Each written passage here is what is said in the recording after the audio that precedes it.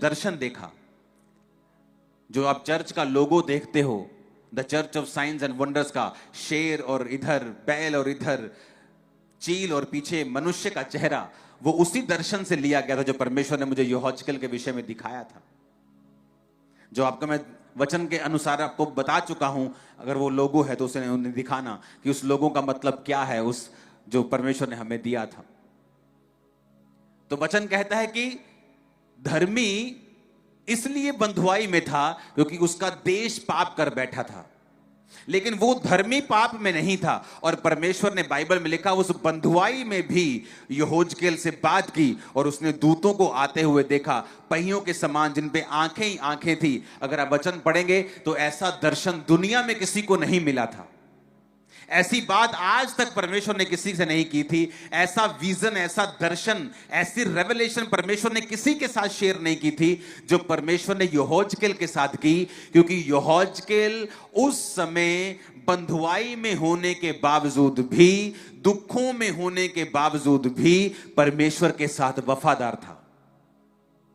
उसने ये क्वेश्चन नहीं किया कि अगर मैं धर्मी हूं तो मुझे क्या फायदा हुआ। ये पापी लोग, ये भी अपने पाप के कारण, अगर हम कहते हैं कि पाप के कारण हैं तो हम सब बंधुआई में हैं, तो मैं कौन सा राजा बन गया हूं? मैं भी तो बंधुआई में ही हूं। अगर ये कबार नदी के तट पर बैठे हैं सभी, तो मैं भी तो यहीं बैठा हूं। अगर इस देश में मंदी आई है और पापी सारे मंदी में हैं, तो धर्मी भी तो मंदी में, तो फिर धर्मी को क्या फायदा है? या क्या ऐसा हो गया उसकी लाइफ में जो ये प्रूफ करता है कि परमेश्वर उसके संग है? और यही फैसला होता है कि आप परमेश्वर को किसी आशीष के लिए चाहते हैं, आप परमेश्वर से किसी आशीष के लिए प्यार करते हैं, आपने कोई सौदा किया है परमेश्वर के साथ, या आप सचमुच अपना जीवन उसे दे चुके हैं। और वचन कहता है उस नदी के तट पर वो परमेश्वर के साथ वफादार था और परमेश्वर ने उसे दर्शन दिया, उसे दिखाया कि अब ये सारा देश बंधुआई में पड़ेगा, मुश्किलों में पड़ेगा। उत्तर दिशा से एक आंधी आएगी, तूफान आएगा, और अलग अलग परमेश्वर ने उसे दर्शन दिया कि ये लोग और दुखी होंगे और बाद में इन लोगों को मैं रिस्टोर करूंगा, बाद में इन्हें बचाऊंगा। और पूरे दर्शन वो पूरे हुए जितने परमेश्वर ने यहोजकेल को कहे थे। लेकिन वो कब आए उसको? वो तब आए जब कबार नदी के तट पर बंधुआई के लोगों के बीच में भी वो परमेश्वर के साथ वफादार था और उन सफरिंग्स को, उन दुखों को वो सह रहा था और बिना परमेश्वर को कंप्लेंट किए वो परमेश्वर में वफादार था। आज चर्च सफरिंग्स लेना नहीं चाहती है। पौलुस कहता मैं शर्माता नहीं हूं जब तुम्हारे रिश्तेदार तुम्हारा नाम काट देते हैं, तुम्हारा गांव, ਤੁਹਾਡਾ ਪਿੰਡ ਤੁਹਾਡਾ ਨਾਂ ਕੱਟਦਾ, ਸਰਪੰਚ ਆਂਦਾ ਕਹਿੰਦਾ ਓਏ ਤੁਹਾਡੇ ਵਿਆਹ ਤੇ ਨਹੀਂ ਆਣਾ, ਤੁਹਾਨੂੰ ਭਾਂਡੇ ਨਹੀਂ ਦੇਣੇ। ਭਾਂਡੇ 'ਚ ਵੜ ਗਏ ਤੇਰੇ ਭਾਂਡੇ। हाँ,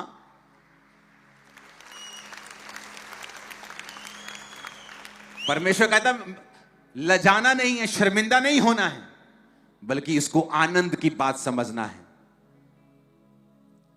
कहता इसको ताड़ना की, शोक की बात नहीं समझना है, इसको आनंद की बात समझना है। यह निशानी है प्रभु का आत्मा तेरे अंदर बसता है, ये तो साइन है।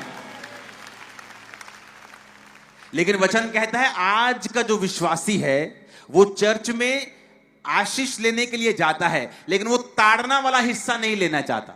वो अपने बाप को कहता है कि प्रॉपर्टी मुझे दे दे, लेकिन सेवा मेरे छोटे भाई को दे दे, अच्छा मुझे दे दे, और जो बुरा है वो मेरे दूसरी बहन को दे दे। आशीष मुझे मिलनी चाहिए, मैं आमीन बोलूंगा, मुझे बरकत मिलनी चाहिए। हां, लेकिन यीशु मसीह के नाम के कारण मुझे अगर दुख मिलता है तो वो मेरे लिए शोक की बात है। तो परमेश्वर कहता है क्या तुम्हारा संसारिक पिता तुम्हारी ताड़ना नहीं करता?